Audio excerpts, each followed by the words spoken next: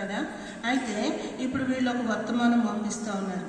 వీళ్ళని పదే పదే యేసు ప్రభు దర్శిస్తూ వచ్చినాడు.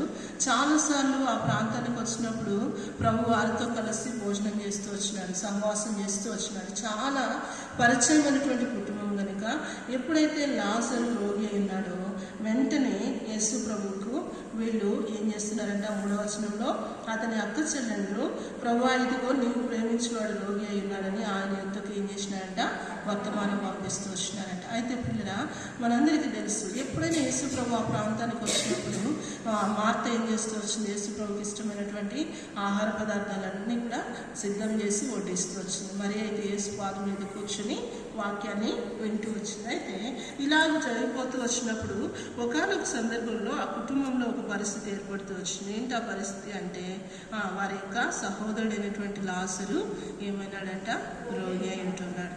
ఇప్పుడు రోగి చాలా నిస్సహాయమైనటువంటి పరిస్థితికి వచ్చినప్పుడు యేసు ప్రభు చాలా దూరంలో ఉన్నప్పుడు ఏమని వర్తమానం పంపిస్తున్నాడంటే, నీవు ప్రేమించిన లాజరు కదా. ఇక్కడ దేవుని మాటల్లో ఏం రాయబడుతూ వచ్చిందంటే, నీవు ప్రేమించినటువంటి లాజరు ఏమైనాడంట, నీవు ప్రేమించేవాడు రోగి అయి ఉన్నాడు అని వర్తమానం పంపిస్తూ వచ్చినారు. అయితే అక్కడ దేవుని వాక్యంలో రాయబడి వస్తూ వచ్చింది.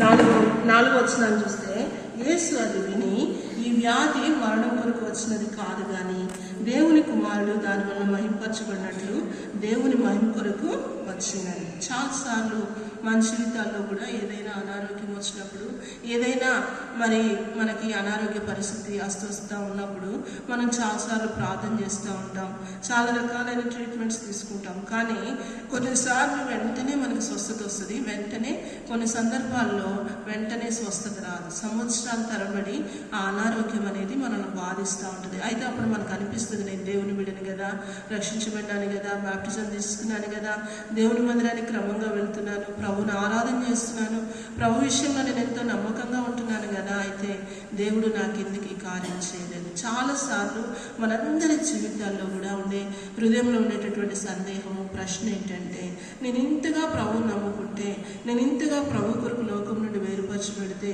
ఇంతగా ప్రభు కొరకు నేను నమ్మకంగా యథార్థంగా బ్రతుకుతుంటే దేవుడు నా ప్రార్థన ఎందుకు ఆలకించట్లేదు, ఈ ఒక్క అనారోగ్య విషయంలో దేవుడు ఎందుకు నాకు జవాబు ఇవ్వట్లేదు అని అనేకమైన సార్లు మన హృదయాల్లో ఈ సందేహం వస్తూ ఉంటుంది.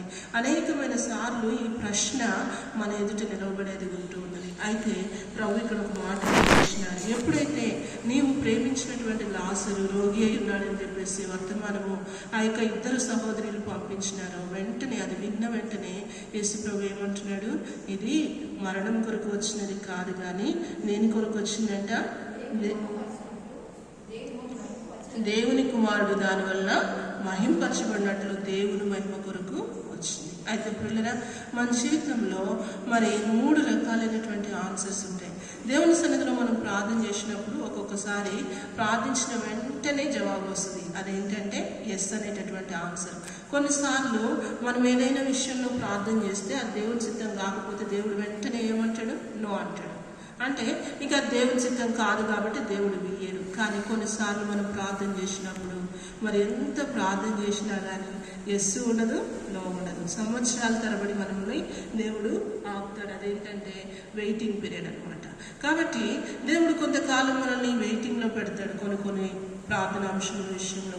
అయితే అట్లా వెయిటింగ్ పీరియడ్లో పెట్టినాడంటే అర్థం ఏంటంటే ప్రభు మనల్ని నిర్లక్ష్యం చేస్తున్నాడని కాదు, లేకపోతే మన ప్రార్థన ప్రభుకు వినబడట్లేదని కాదు, లేకపోతే ప్రభు మన ప్రార్థనను అలక్ష్యం చేసినాడని కాదు. కానీ దేవుని యొక్క ఉద్దేశం ఏంటి అంటే దాని ద్వారా ఆయన కుమారుడు ఏం కావాలంట, మహింపరచబడాలి. కనుక పిల్లరా, కొన్నిసార్లు నీ జీవితంలో, నా జీవితంలో పరిస్థితి ప్రభుకు తెలిసినప్పటికీ, మనం పదే పదే ప్రార్థన చేస్తున్నప్పటికీ, సంవత్సరాల తరబడి ప్రార్థన చేస్తున్నప్పటికీ కూడా ప్రభు మౌనంగా ఉంటాడు, విననట్లుగా ఉంటాడు. దానికి అర్థం ఏంటంటే, నీకు నాకు ఆ వెయిటింగ్ పీరియడ్లో ఏదో మనం నేర్చుకోవాల్సింది ఉంది, ఏదో సరి చేసుకోవాల్సింది ఉంది, ఏదో ప్రభుకి లోబడాల్సింది ఉంది. పిల్లరా. నిజంగా ఈ మాటను ఈ ఉదయకాలంలో మనం కొంచెం ఆలోచన చేస్తే ఏంటక్క రక్షించబడినాను కదా, బాప్టిజం తీసుకున్నాను కదా, మరి క్రమంగా మందిరానికి వస్తున్నాను కదా, ప్రతిదినం ప్రార్థన చేసుకుంటున్నాను కదా, ప్రతిదినం వాక్యం చదువుకుంటున్నాను, ప్రార్థనతో వాక్యంతో మరి నా యొక్క జీవితాన్ని నేను గడుపుతున్నాను, మరి లోక సంబంధమైన అలవాట్లు ఆచారాలకు నేను ఎప్పుడో విడిచిపెట్టినాను కదా, మరి దేవుని ఇంతగా నేను నమ్మకంగా వెంబడిస్తున్నాను, ఇంతగా నేను దేవుని ఆరాధిస్తున్నాను, వారకుడుగుల్లో క్రమంగా వస్తున్నాను కదా, ఇంకా నాలో ఎందుకు వెయిటింగ్ పీరియడ్, ఇంకా ఎందుకు ప్రభు నన్ను ఇట్లా వెయిటింగ్ పీరియడ్లో పెట్టాడు, ఇట్లా చాలామంది ప్రశ్నిస్తూ ఉంటారు. అయితే పిల్లరా, ఈ ఉదయకాలంలో పరిశుద్ధాత్మ దేవుడు నీతో నాతో మాట్లాడాలనుకుంటున్నటువంటి తలంపు ఏంటి అంటే, బాహ్య సంబంధంగా ఆత్మీయ జీవితంలో మనం కరెక్ట్ అయినాం కానీ మన అంతరంగంలో ఏం కాలేదు, కరెక్ట్ కాలేదు.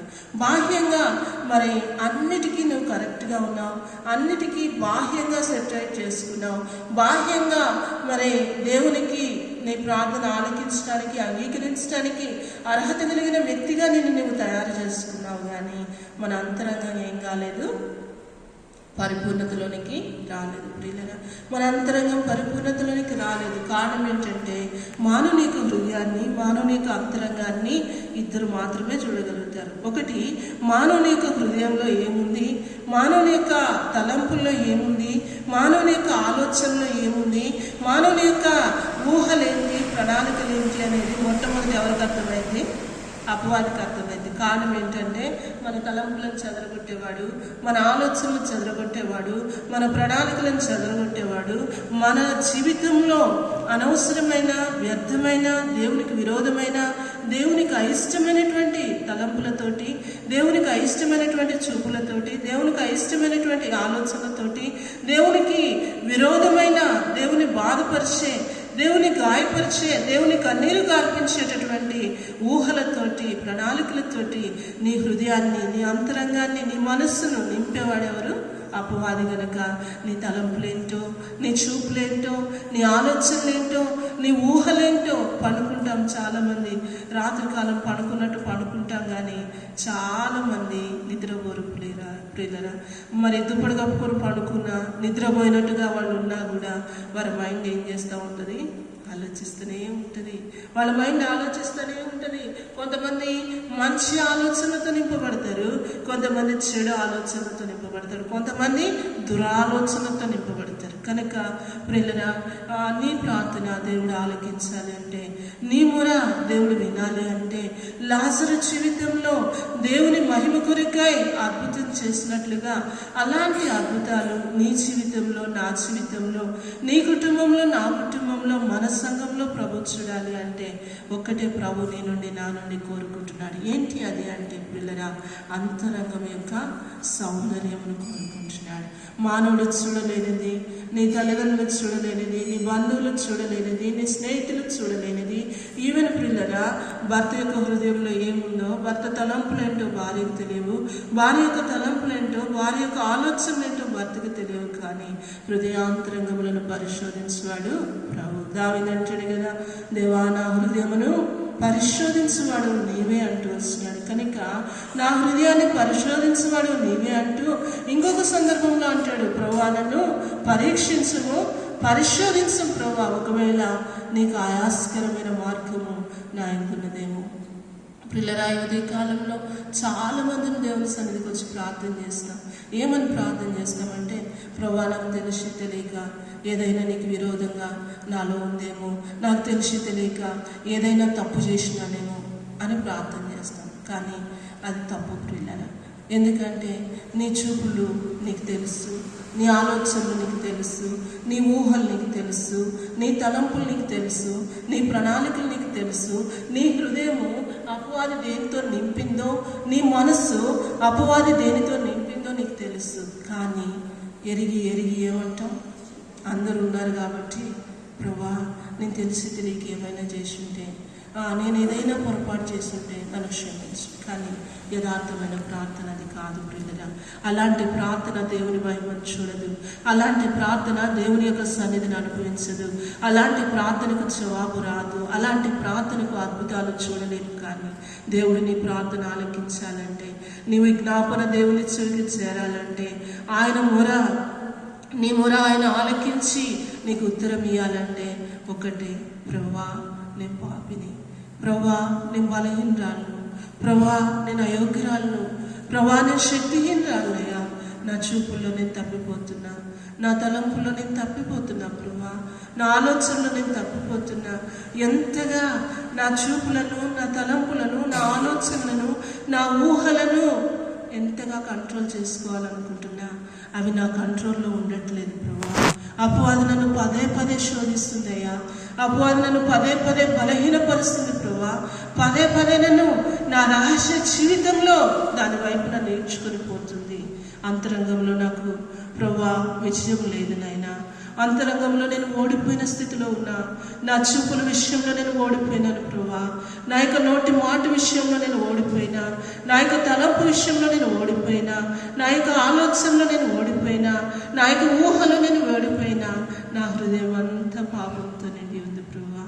నా మనస్సంతా, నా అంతరంగం అంతా కూడా పాపముతోటి, పాపం యొక్క తలంపులతోటి, పాపం యొక్క ఆలోచనతోటి, పాపం యొక్క ప్రణాళికలతోటి నింపబడిపోయినది ప్రభువా. నా హృదయం యొక్క లోతుల్లోనికి, నా అంతరంగం యొక్క లోతుల్లోనికి ఉదయకాలంలో చూస్తే ప్రభువా పాపము తప్ప వేరే ఏది లేదు ప్రభువా. నిన్ను బాధపరిచే తలంపులు నాలో ఉన్నాయి, నిన్ను గాయపరిచే తలంపులు ఉన్నాయి, నిన్ను కన్నీరు గార్పించే ఉన్నాయి. తిరిగి తిరిగి నేను గాయాలు రేపుతున్నాను ప్రభువా. ఇలాంటి దౌర్భాగ్యమైన స్థితిలో నేనున్నా, ఇలాంటి బలహీనమైన స్థితిలో నేనున్నా, ఇలాంటి విడుదల పొందలేనటువంటి నిస్సహాయమైన స్థితిలో నేనున్నాను. ఈ స్థితి నుంచి నన్ను ఎవరు విడిపిస్తారు ప్రభువా? ఈ పరిస్థితి నుంచి, ఈ భయంకరమైనటువంటి అపవాది యొక్క బంధకాల నుంచి నన్ను ఎవరు విడిపిస్తారు? అపవాది యొక్క కబంధ హస్తాల నుంచి ఎవరు నన్ను విడిపిస్తారు ప్రభువా? ఇలాంటి భయంకరమైన అంతరంగ పోరాటం నుండి నన్ను ఎవరు విడిపిస్తారు? నిజమే దేవా, ఇది ఈ ఉదయకాలంలో నా అంతరంగ పోరాటం ఇదే ప్రభువా. పాపం మీద నాకు విషయం లేదు, పాపం మీద నాకు విడుదల లేదు ప్రభువా అని మనం ఒప్పుకున్నప్పుడు పౌలు అంటాడు కదా, నా శరీరంలో మంచిది ఏదీను కూడా నివసింపనేరదని నేను ఎరుగుదును అంటాడు. ఇంకొక మాట అంటాడు, నా శరీరంలో నాకు విరోధంగా ఒక నియమము పోరాడుతూ ఉంది. ఏంటి అదంటే పాపం యొక్క నియమం. పిల్లరా, ఇక్కడ కూర్చున్న నీలో, నాలో ఈ ఉదయ కాలంలో రక్షించబడి ఎన్నో సంవత్సరాలైంది. దేవుని బిడ్డలముగా మనం కొనసాగుతున్నాం. వాక్యం మనకు పరిచయమే పిల్లరా, ప్రార్థన మనకు పరిచయమే. కానీ అంతరంగ జీవితంలో నీవు నేను బంధింపబడ్డ వారిగా ఉంటున్నాం. అంతరంగ జీవితంలో, రహస్య జీవితంలో అపవాది యొక్క కట్లలో మనం బంధించబడ్డాం, అపవాది యొక్క సంఖ్యలతో మనం బంధించబడ్డాం. మనకి ఎంత మాత్రం కూడా విడుదల లేని వారిగా ఉంటున్నాం. అయితే ఈ ఉదయకాలపు సమయంలో అలాంటి బంధకాల్లో నువ్వు బంధించబడి, అలాంటి అపవాది యొక్క తలంపులతో నీవు నింపబడి, అపవాది యొక్క ఆలోచనలతో నీవు నింపబడి, అపవాది యొక్క ప్రణాళికలతోటి నీ హృదయము, నీ అంతరంగము నింపబడి, మనం ఎంతగా ప్రార్థన చేసినా, మనం ఎంతగా మొరపెట్టినా మన ప్రార్థన దేవుని సన్నిధికి చేరదు పిల్లరా. అయితే ఉదయకాలంలో లాజరు విషయంలో అద్భుతం చేసిన దేవుని విషయంలో ఒక మాట రాయబడి ఉంది, యెహోవానైన నేను నిన్న నేడు నిరంతరము ఏకరీతిగా ఉన్నాడు. ఆయన లాజరు దినాల్లో ఎలా ఉన్నాడు, ఈ దినాల్లో కూడా అలానే ఉన్నాడు. ఆయన నామంలో మార్పు లేదు, ఆయన యొక్క శక్తిలో మార్పు లేదు, ఆయన చేసేటటువంటి అద్భుతాలు, ఆశ్చర్యకరమైనటువంటి కార్యములలో మార్పు లేదు. కానీ మార్పు ఎక్కడున్నదంటే నీలో, నాలోనే. ఆనాటి ప్రజలు ప్రియులరా ప్రభువుకు సంపూర్ణంగా అప్పగించుకున్నారు. కానీ మనము అంత సంపూర్ణతలోనికి ఆత్మీయ జీవితంలో రాలేకపోతున్నాం, అంత పరిపూర్ణతలోనికి మనం రాలేకపోతున్నాం. కనుక దేవుని శక్తిని మనము అనుభవించలేకపోతున్నాం. ఈ ఉదయ కాలంలో ప్రభు అంటున్నాడు, అది మరణం కొరకు వచ్చినది కాదు, కానీ దేనికోసం వచ్చిందంట, దేవుని కుమారుడు దానివల్ల మహిమపరచబడినట్లుగా దేవుని మహిమ కొరకు వచ్చింది. అయితే 5వ వచనంలో మార్తకు మాట అంటారు చూడండి, యేసు మార్తను, ఆమె సహోదరిని, లాజరును ప్రేమించాడు కదా, ముగ్గురిని ప్రేమించాడు. అయితే ఇక్కడ కింద మనం చూస్తే అతడు రోగి అయినాడని యేసు విన్నప్పుడు తానున్న చోట ఇంకా 8 దినాలు ఉన్నాడంట, ఇంకా 2 దినాలు. తెలిసిన తర్వాత కూడా ఎన్ని దినాలు ఉన్నాడు, 2 దినాలు ఉన్నాడంట. అయితే పిల్లరా, ఇక్కడ మనం చూసినట్లయితే దేవుని వాక్యంలో రాయబడుతూ వచ్చింది. ఇప్పుడు అంటున్నాడు 7వ వచనంలో, అటు పిమ్మట ఆయన మనం యోదయకు తిరిగి వెళదాము అని తన శిష్యులతో చెప్పగా 8వ వచనంలో, ఆయన శిష్యులు బోధకుడా, ఇప్పుడే యూదులు నిన్ను రాళ్లతో కొట్ట చూచుండినే, అక్కడికి తిరిగి వెళ్ళదు అని ఆయన అడిగారు. అందుకు యేసు, పగలు 12 గంటలు ఉన్నది కదా, ఒకడు పగటి వేళ నడిచిన ఈ లోపు వెలుగును చూచును కనుక త్రొట్టుపడడు. పిల్లరా, ఇంకా ఈ మాటలు మనం చదువుతూ కిందకు వచ్చినట్లయితే ఇక్కడ ఒక మాట రాయబడుతూ వచ్చింది. ఏంటి ఆ మాట అంటే 11వ వచనంలో యేసు ఈ మాటలు చెప్పిన తర్వాత మన స్నేహితుడైన లాజరు నిద్రించుచున్నాడు. ఏమంటున్నాడు? శిష్యులతో అంటున్నాడు, మన స్నేహితుడైన లాజరు ఏం చేస్తున్నాడంట? నిద్రించి. అక్కడ మరణించి ఎన్ని దినాలైంది? 3 దినాలు అయిపోయింది. కానీ శిష్యులతో అంటున్నాడు, మన స్నేహితుడైన లాజరు ఏం చేస్తున్నాడు? నిద్రించున్నాడు. అయితే అతని మేలు కొలుపు వెలుచున్నామని వారితో చెప్పగా, ఇప్పుడు అంటున్నాడు శిష్యులతోటి 3 దినాలు అయిన తర్వాత అంటున్నాడు, ఏమంటున్నాడంటే, మన స్నేహితుడైన లాజరు నిద్రిస్తున్నాడు కదా, రండి వెళ్ళి మేలు కొలుపుదామంటే శిష్యుల యొక్క రియాక్షన్ చూద్దాం. 12వ వచనంలో శిష్యులు, ప్రభువా అతడు నిద్రించిన అంటే బాగలేదు అన్న సంగతి తెలుసు కాబట్టి వీళ్ళు అంటున్నారు, ఒకరు నిజంగా నిద్రిస్తే ఏమవుతాడు? బాగుపడతాడు కదా. నిజంగా నిద్రిస్తే బాగుపడతాడు అంటే శిష్యుల యొక్క ఆలోచన ఏంది? నిద్రపోతే బాగుపడతాడు, చనిపోతే లేవడు కదా. అయితే పిల్లరా, మన జీవితంలో కూడా చాలాసార్లు మనం ఇలానే అనుకుంటాం. కొన్నిసార్లు శిష్యుల యొక్క అపనమ్మకము ఇక్కడ మనం చూస్తాం. అయితే మనం కూడా కొన్నిసార్లు ఏదైనా సీరియస్ కండిషన్ ఉన్నప్పుడు, ఏదైనా క్రిటికల్ కండిషన్ మన కనుల ముందు కనపడుతున్నప్పుడు ప్రార్థన చేస్తాం, కానీ జరిగిద్దో జరగదు, ఇంత క్రిటికల్గా ఉంది కదా, ఇంత అసాధ్యంగా ఉంది కదా, ఇంకా కాసేపట్లో మరణించేటట్టున్నారు కదా, ఏం జరిగిద్దులే అయినా ప్రార్థన అంటే లోపల విశ్వాసం ఉంటుంది, పైకి ప్రార్థన ఉంటుంది. అలాంటి సందర్భంలో కూడా మనం అద్భుతాన్ని చూడలేం. ఇక్కడ శిష్యులు యేసుప్రభు చేత ఏర్పరచబడిన వారే యేసుప్రభుతో కలిసి తిరుగుతూ ఉన్నారు, కలిసి తింటున్నారు, కలిసి సహవాసం చేస్తున్నారు. ప్రభు చేసేటటువంటి అద్భుతాలు, ఆశ్చర్యకార్యాలు అన్నీ చూస్తున్నారు. ఒకటి చూసినాక విశ్వాసం రాకపోయినా 2 చూసినాకైనా రావాలి. కనీసం ఒక 10 అద్భుతాలు చూసినాకైనా వీళ్ళలో ఏం రావాలి? విశ్వాసం రావాలి. ఆయన దేవుడు కదా, ఆయన ఏదైనా చేయగలడు కదా, సృష్టి ఆయనకు లోబడుతుంది కదా, ఇంతవరకు ఎన్నో అద్భుతాలు చేస్తాడు కదా, ఇంకా కూడా చేస్తాడేమో, సరే దేవుడు అద్భుతం చేస్తాడేమో అని కాకుండా ఒక మాట అంటున్నాడు, ఆయన నిద్రిస్తున్నాడు, మెలుకులుద్దాం రండి అంటే శిష్యులు ఏమంటున్నారు? ప్రభువా అతడు నిద్రిస్తే ఏమవుతాడు? బాగుపడతాడు. కనుక పిల్లరా, మన ప్రార్థనకు జవాబు రావాలంటే మనం కూడా ఆ లోపల విశ్వాసం పెట్టుకొని, లోపల అల్ప విశ్వాసం పెట్టుకొని, లోపల బలహీనమైనటువంటి విశ్వాసం పెట్టుకొని పైకి ప్రార్థన చేస్తే జవాబు రాదు. కానీ ప్రార్థనకు జవాబు రావాలంటే మన హృదయము, మన అంతరంగము, మన మనస్సు పిల్లరా విశ్వాసంతో నింపబడాలి.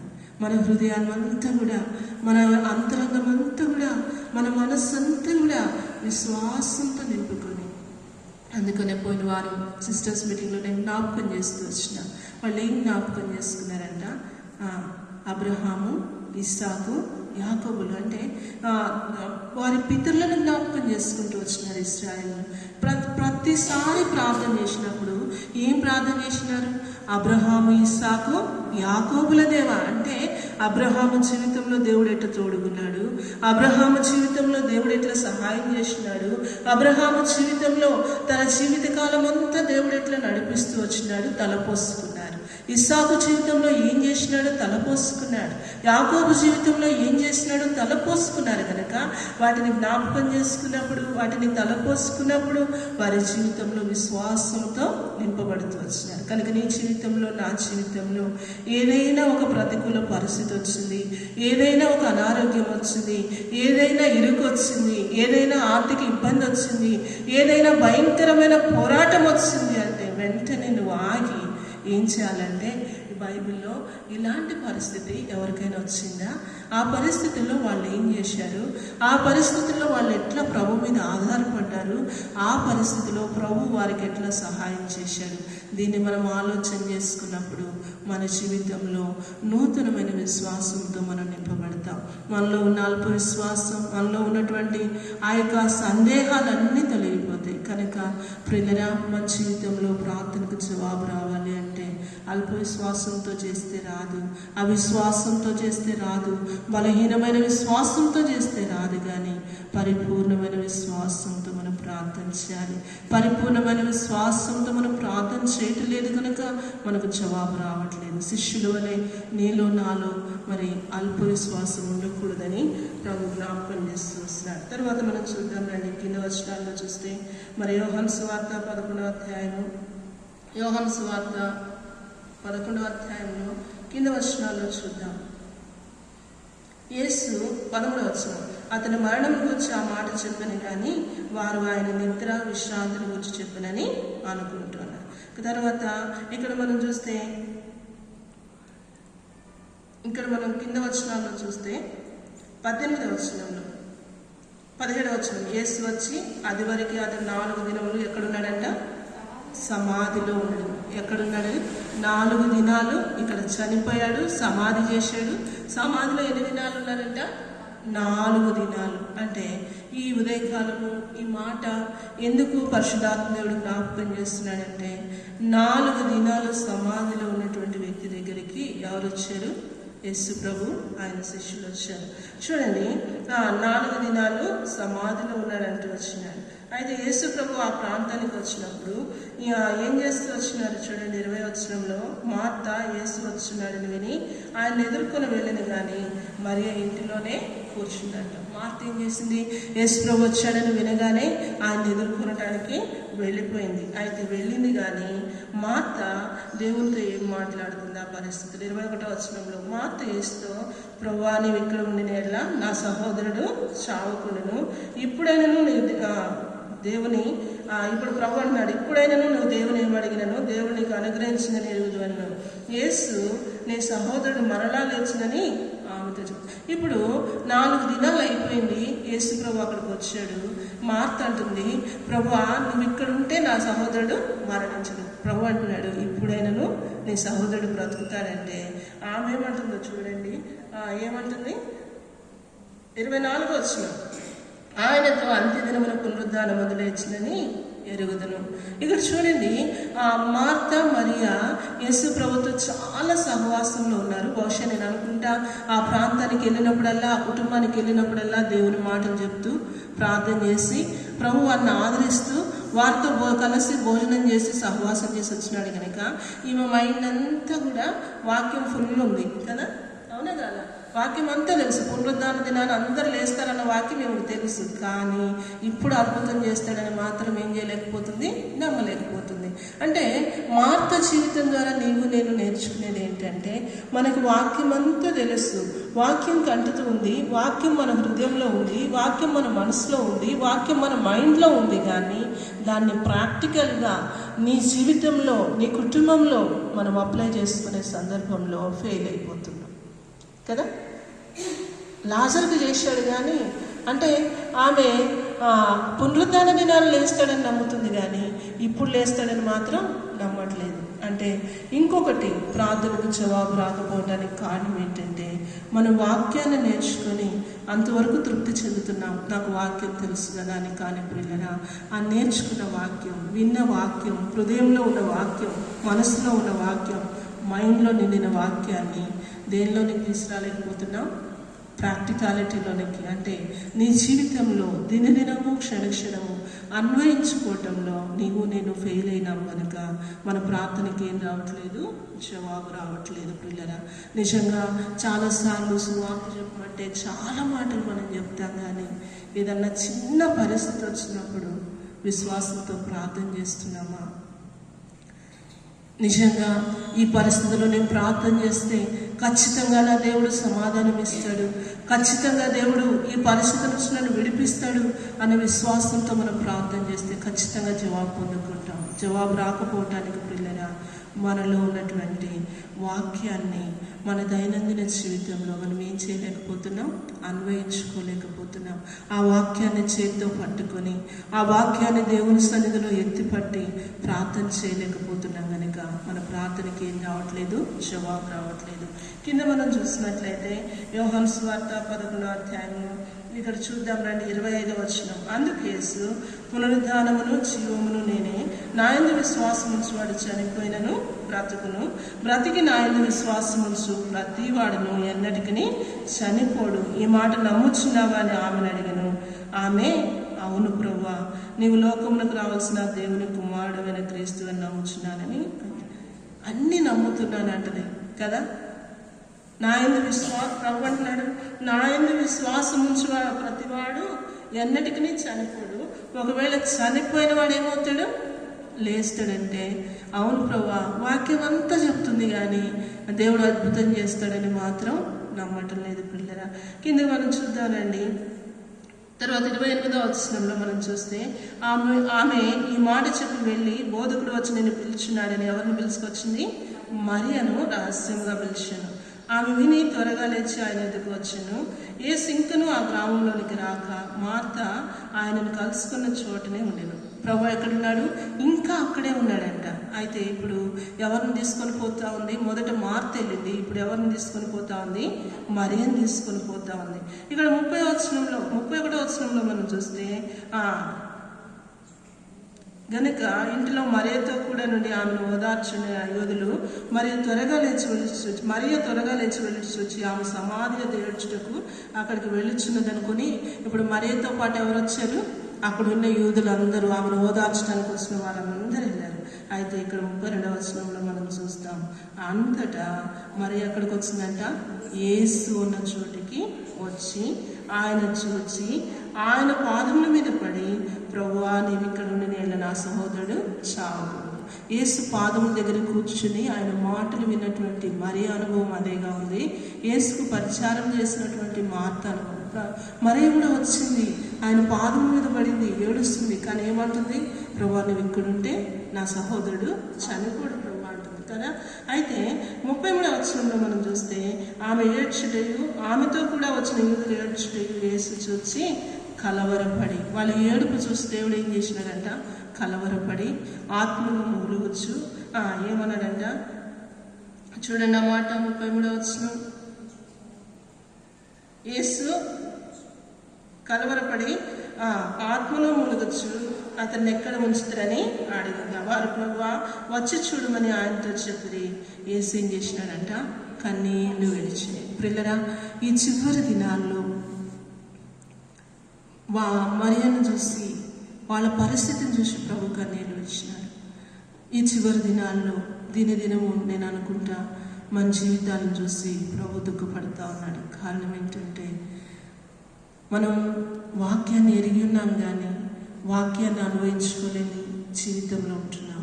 వాక్యాన్ని ఎరిగి ఉన్నాం కానీ వాక్యాన్ని ఎత్తిపట్టి ప్రార్థించి అద్భుతాలను చూడలేని దినాల్లో మనం ఉంటున్నాం కనుక మనలో ఉన్న విశ్వాసము, మనలో ఉన్న అల్ప విశ్వాసము, మనలో ఉన్నటువంటి పిల్లరా మరి బలహీనమైన విశ్వాసాన్ని చూసి ప్రభు కూడా చాలాసార్లు ఏం చేస్తున్నాడు? దుఃఖపడేవాడిగా, బాధపడేవాడు ఉంటున్నాడు. అయితే పిల్లరా, కింద వచనాల్లో మనం చూసినట్లయితే చూద్దాం రండి.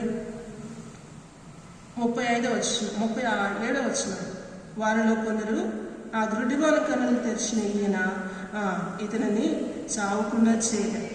అంటే చూడండి, మరియలో అవిశ్వాసం లేదు, మార్తలో అవిశ్వాసం లేదు, కానీ అక్కడికి వచ్చిన యూదులు మాట్లాడుకుంటున్నారంట. పలానప్పుడు ఆ గుడ్డివాని కన్నులు తెరిచాడు కదా ఈయన, గుడ్డివాని కన్నులు తెరిచిన ఆయన లాజర్ని లేపడా అని ఎవరు మాట్లాడుకుంటున్నారు? అని చాలాసార్లు పిల్లల రాహాబు కూడా అంటది, ఏమంటుంది తెలుసా? ఇశ్రాయేలు జీవితంలో మీరేం చేశారో, మీ దేవుడు ఎరుకో గోడలు ఎలా కూల్చినాడు, తర్వాత మీ దేవుడు ఎర్ర సముద్రాన్ని ఎలా పాయలు చేసినాడు, మేము అవన్నీ కూడా విన్నాను అని చెప్పి సాక్ష్యం ఇస్తుంది కదా. మీ దేవుడు గొప్పవాడు, పైన ఆకాశములను క్రింద భూమి అందును మీ దేవుడు గొప్పవాడు. కారణం ఏంటంటే ఆ దేవుని గురించి మేము విన్నాము. ఆ దేవుడు రాజులను ఎలా ఓడించాడో, ఆ తర్వాత ఆ దేవుడు ఇశ్రాయేలు పక్షంగా ఉండి యోర్దాను నదిని ఎలా పాయలు చేశాడు, ఇవన్నీ మేము విన్నామయ్యా అని ఒప్పుకుంటుంది.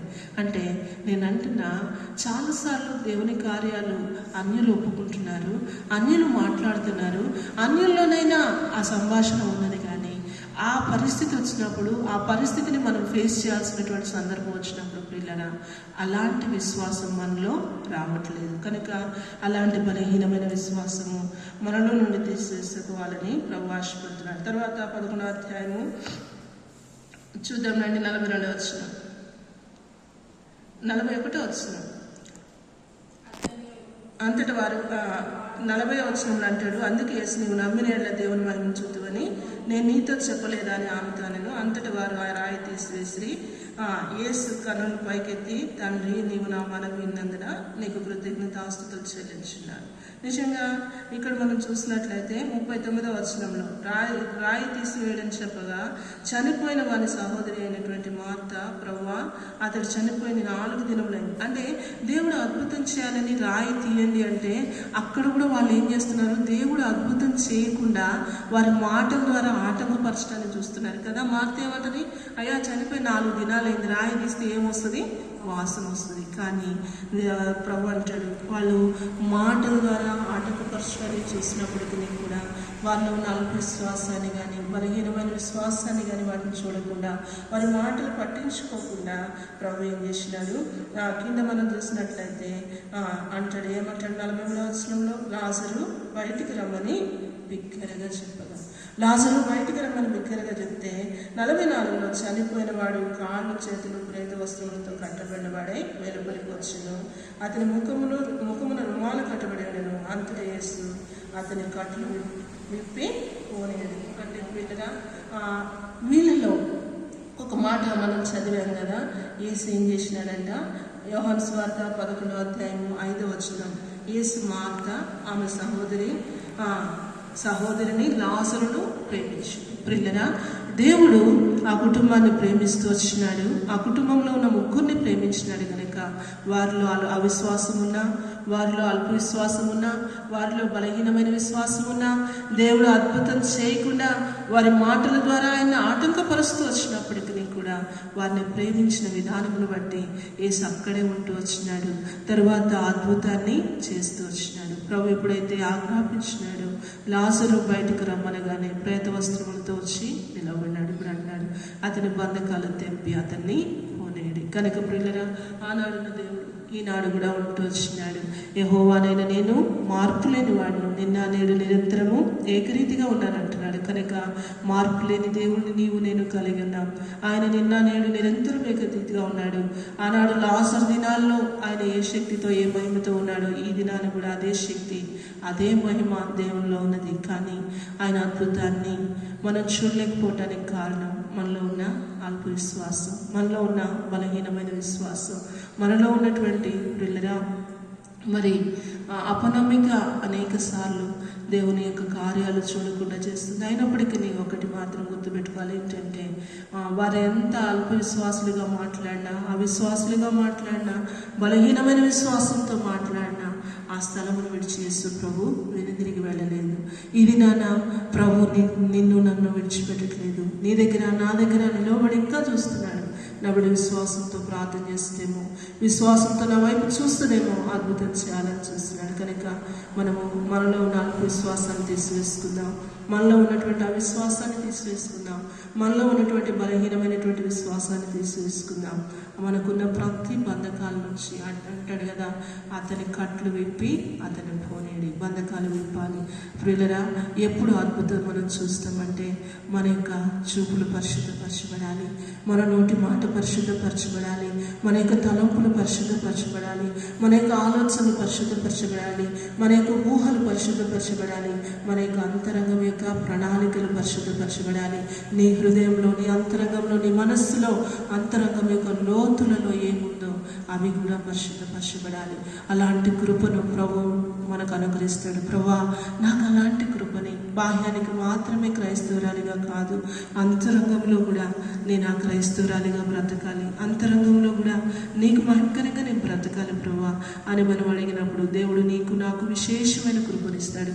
ఎప్పుడైతే అంతరంగంలో ఒక్కొక్కటి మన చూపులు పరిశుద్ధపరచుకొని మన తలంపులు, ఊహలు, ఆలోచనలు, ప్రణాళికలు, హృదయము, అంతరంగం, మనస్సు ఆయన రక్తంలో కడగబడి పరిశుద్ధపరచబడితే ప్రియులరా, అలాంటి మనస్సుతో, అందుకని అంటాడు కదా, పురుషులు సంశయం లేని వారై ఎలాంటి చేతులైతే ప్రార్థన చేయాలంట?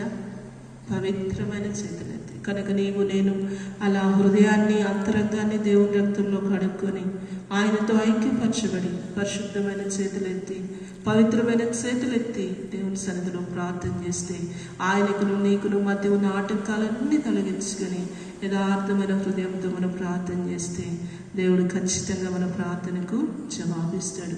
ఆనాడు చేసిన అద్భుతాలు ఈనాడు మన వ్యక్తిగత కుటుంబ జీవితాల్లో కూడా మన కనులతో కూడా చూడటానికి దేవుడు ఏం చేస్తాడు? కృపనిస్తాడు. కనుక మనలో ఉన్న విశ్వాసాన్ని తీసివేసుకొని ప్రభువా నా అంతరంగాన్ని కడుగు. ఇది నువ్వు ప్రార్థన ఏంటంటే నా అంతరంగాన్ని కడుగు, నన్ను కడుగు, నిలవెల్లా నన్ను కడుగు, నీ రక్తంలో నన్ను కడుగు, నన్ను శుద్ధీకరించు. ఏదైతే నేను తీసేసుకోలేకపోతున్నానో, ఏదైతే నాకు చేత కావట్లేదు, దయతో నీ కృప చేత నీ దయగల హస్తము చేత దాన్ని తీసివే ప్రభువా. సంపూర్ణంగా నీకు ఇష్టమైనది నాలో తొలగించు. నన్ను నీ బిడ్డగా చేసుకో. నీకును నాకును మధ్య ఉన్న ప్రతి ఆటంకం తొలగించు. నీతో నన్ను ఐక్యపరచు. యోగ్యమైన ప్రార్థన, యథార్థమైన ప్రార్థన, మనపూర్వకమైన ప్రార్థన, పరిశుద్ధమైన పవిత్రమైన చేతులెత్తి చేసే ప్రార్థన నాకు ఈ ప్రభువా. అలాంటి ప్రార్థన ద్వారా నా అక్కరను తీర్చు ప్రభువా, నా అవసరతను తీర్చు. నా కుటుంబంలో నా వ్యక్తిగత జీవితంలో అద్భుతాలు నేను చూడటానికి సహాయం చేయి. నా ప్రార్థన అంశము ప్రైసింగ్ పాయింట్గా నేను చూడటానికి సహాయం చేయమంటే ఖచ్చితంగా దేవుడు సహాయం చేస్తాడు. రండి మోకరించండి, ప్రార్థన చేసుకుందాం. విన్న వాక్యానుసారంగా మన జీవితాలు సరి చేసుకుంటూ కొంత సమయం ప్రార్థనలో గడుపుదాం. ఒకరి తర్వాత ఒకరు ప్రార్థనలో గడుపుదాం. మోకరించండి, ప్రార్థన చేసుకుందాం. ప్రార్థన.